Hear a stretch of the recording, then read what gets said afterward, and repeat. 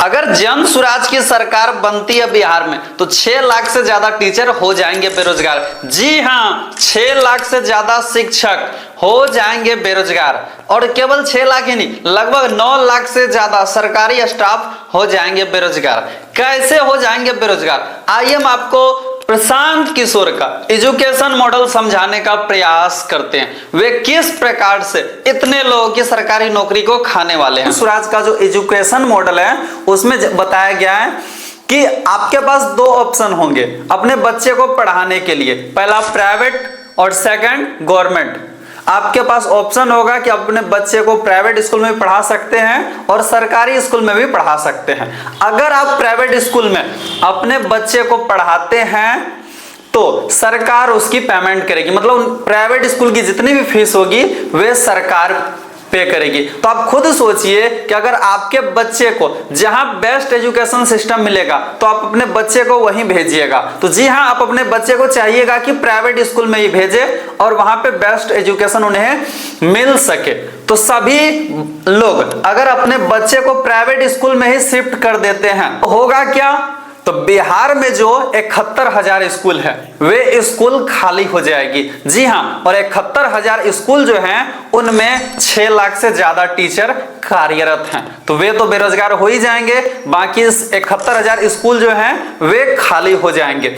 इतना ही नहीं, उसमें जो काम करने वाले चपरासी हैं वे बेरोजगार हो जाएंगे। वहां पे काम करने वाले जो सेविका रसोइया जो खिचड़ी बनाती है वे बेरोजगार हो जाएंगे। इतना तक तो ठीक है। इसके बाद हम आपको बताने का प्रयास करते हैं, बिहार में केवल 1,15,000 आंगनबाड़ी केंद्र है, वे खाली हो जाएंगे क्योंकि वहां पर भी तो नर्सरी के बच्चे को भी प्राइवेट स्कूल में भेजा जाएगा। उसके बाद उसमें 1,15,000 से जो ज्यादा शिक्षिका कार्य कर रही है आंगनबाड़ी में वे बेरोजगार हो जाएगी। उसके बाद उसके अंदर भी खिचड़ी बनाने के लिए, खाना बनाने के लिए रसोइया काम करती है, वे भी 1,15,000 बेरोजगार हो जाएगी। तो आप खुद सोचिए, बिहार में प्रशांत किशोर जी रोजगार देने वाले हैं या बिहार को पूरी तरह से बर्बाद करने वाले हैं। आइए हम आपको आगे भी बताने का प्रयास करते हैं। तो इस प्रकार से लगभग 9 से 9.5 लाख लोगों की सरकारी नौकरी खत्म हो जाएगी। सरकारी नौकरी प्रशांत किशोर जी दे या ना दे, लेकिन इतनी नौकरी खत्म हो जाएगी। अब आप खुद सोचिए कि अगर आपको बेस्ट एजुकेशन सिस्टम प्राइवेट में मिले तो अपने बच्चे को गवर्नमेंट में क्यों भेजिएगा, आप अपने बच्चे को तो प्राइवेट संस्थान में ही भेजिएगा। तो ऑटोमेटिक स्कूल खालियां होगी और खाली होगी तो वे बड़े बड़े बिजनेसमैन कारोबारी के हाथों बेचा जाएगा। क्योंकि अब सरकार बोलेगी हमारे पास तो स्कूल का बिल्डिंग खाली पड़ा है तो ये बिल्डिंग का करे क्या, तो बिल्डिंग को क्या करेगी, प्राइवेट कंपनियों को, बड़े बड़े उद्योगपतियों को दे देगी बिल्डिंग कारोबार करने के लिए। तो ये हजारों नहीं, लाखों नहीं, करोड़ों नहीं, अरबों नहीं, खरबों का घोटाला होगा। बिहार में इतना घोटाला हो चुका है, इससे कई गुना बड़ा घोटाला हो सकता अगर बिहार में इस प्रकार से प्रशांत किशोर की सरकार बनती और अगर इस प्रकार से एजुकेशन सिस्टम को बनाया जाता है। उसके कुछ समय के बाद प्रशांत किशोर जी के द्वारा बोला जाएगा कि बिहार की बजट इतनी नहीं है कि आपके बच्चे को प्राइवेट स्कूल में पढ़ाए और उसकी फीस सरकार पे करे।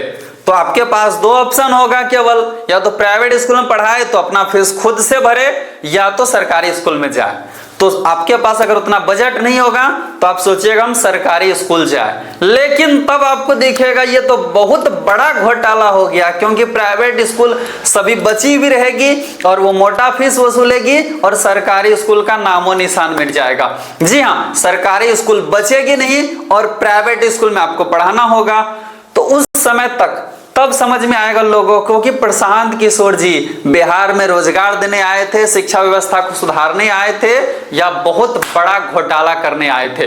प्रशांत किशोर जी से 3 सालों से पैदल यात्रा कर रहे हैं। वो बिहार को सुधारने के लिए नहीं कर रहे हैं, बिहार को बर्बाद करने के लिए कर रहे हैं। अब आप खुद सोचिए, नीतिकारी हैं, दैट मीन्स वो व्यवसायी हैं, कोई नेता नहीं है, वे बिहार के लिए एक व्यवसायी हैं। पूरे भारत में वो केवल व्यवसाय करते हैं। जैसे आप सभी को पता होगा, मोदी को बनाने में उनका हाथ था, अरविंद केजरीवाल को बनाने में उनका हाथ था, और अरविंद केजरीवाल के द्वारा दिल्ली को किस प्रकार से बर्बाद किया गया आप सभी को पता ही है। तो बिहार में भी इस प्रकार से होने वाली है। सरकारी स्कूल बचेगी नहीं तो आपके पास केवल ऑप्शन होगा प्राइवेट स्कूल में भेजना, और प्राइवेट स्कूल उस समय मोटा मुनाफा लेगी, और मोटा मुनाफा फिर कमीशन सरकार को भी जाएगा। सरकार बोलेगी हमें इतना टैक्स पे कीजिए या ये रजिस्ट्रेशन करवाइए, उसके बाद आपका स्कूल चलेगा। उसमें मोटा पैसा प्राइवेट स्कूल से भी वसूलेगी सरकार। इस प्रकार से प्रशांत किशोर का एजुकेशन सिस्टम,